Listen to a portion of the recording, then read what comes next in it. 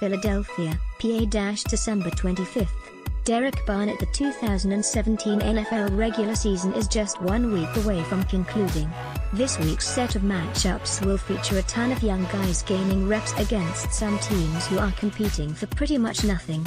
For the Philadelphia Eagles, they have a tough situation to deal with. While they are the number 1 seed in the NFC, they may need to play some of their starters to get some valuable reps in to form a better chemistry.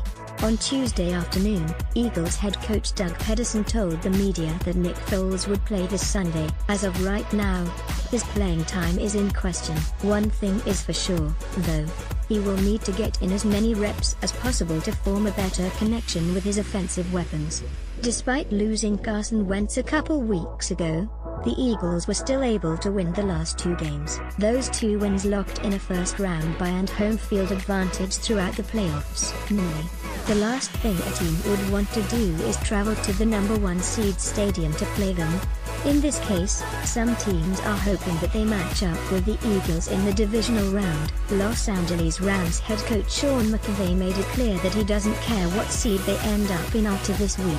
In fact, it sounds like he would prefer to end up in a position where they have the possibility to play in Philadelphia, rather than Minnesota, despite losing to the Eagles a few weeks ago.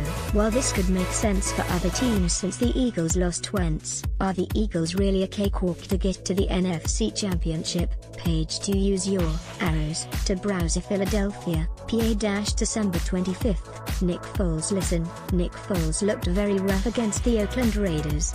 The entire world saw him struggling against a weak opponent at home. While it was tough to watch, we have to look at the bigger picture.